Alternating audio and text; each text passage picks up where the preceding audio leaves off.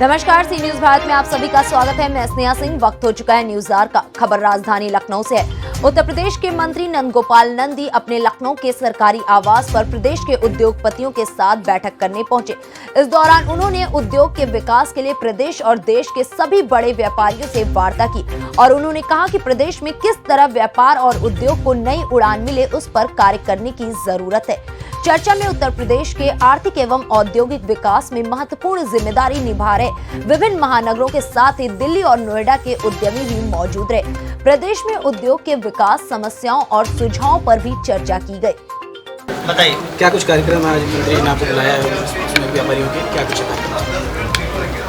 माननीय मंत्री जी का सोचना है कि इस देश की जो रीढ़ है वो MSME, micro small and medium industries वाले हैं।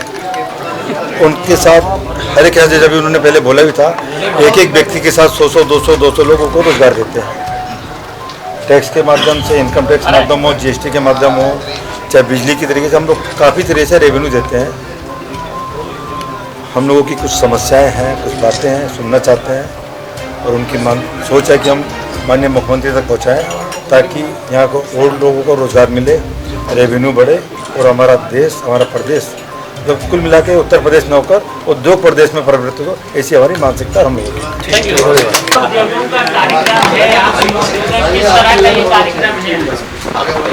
देखिए, मैं आभारी हूँ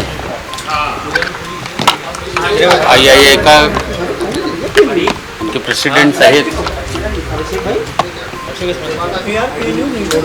इंडियन इंडस्ट्री एसोसिएशन के बहुत सारे उद्यमी जो उत्तर प्रदेश में और देश के और कई शहरों में कारोबार करते हैं।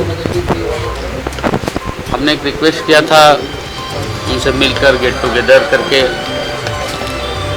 उनसे बातचीत करके, तो उत्तर प्रदेश में आप लोग व्यापार कर रहे हैं। आदरणीय मुख्यमंत्री योगी आदित्यनाथ जी ने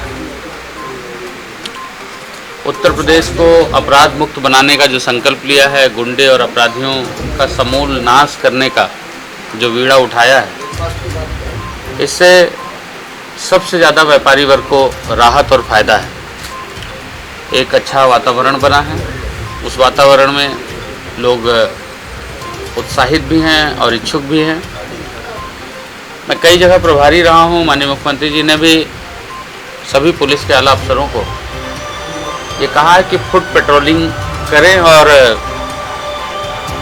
आप आश्चर्य मानेंगे, विश्वास आपको नहीं होगा कि पुलिस व्यापारियों से, दुकानदारों से पूछती है कि आपको कोई परेशान तो नहीं कर रहा है, आपसे कोई गुंडा टैक्स या कोई इस तरह से तो नहीं मांग रहा है।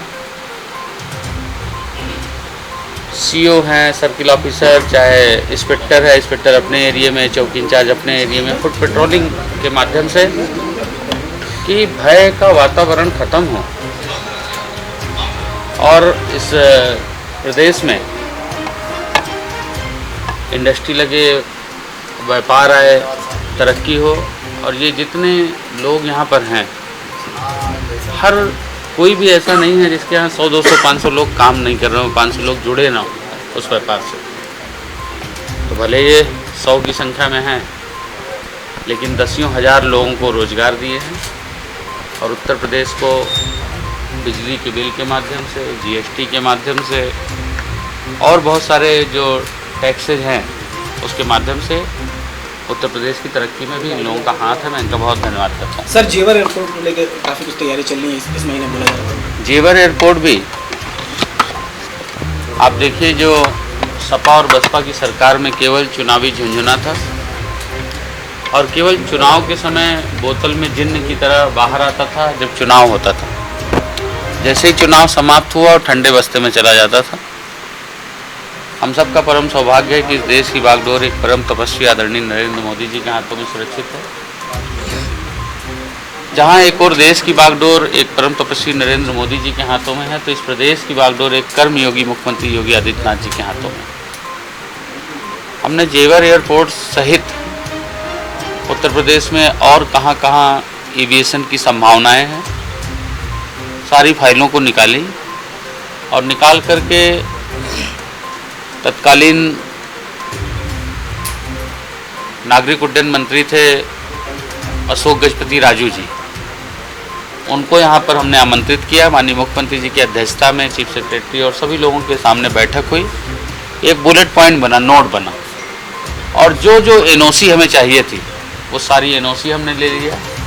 और हमें खुशी है कि अब हम उस स्तर पर आ गए हैं कि जल्द ही, चाहे अगस्त के लास्ट या सितंबर के फर्स्ट वीक, सेकेंड वीक तक, माननीय प्रधानमंत्री जी के कर कमलों से, माननीय मुख्यमंत्री जी के गरिमामयी उपस्थिति में जेवर एयरपोर्ट, जो केवल चुनावी झुंझुना होता था दूसरी पार्टियों के लिए, उत्तर प्रदेश के विकास की दृष्टि से एक मील का पत्थर साबित होगा और पश्चिमी उत्तर प्रदेश का माथे का मुकुट होगा।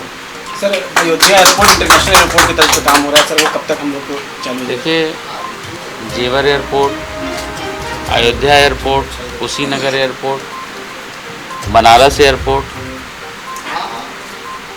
अभी हमारे पास जब शासन सत्ता आई थी, माननीय मुख्यमंत्री योगी आदित्यनाथ जी के हाथों में शासन आया,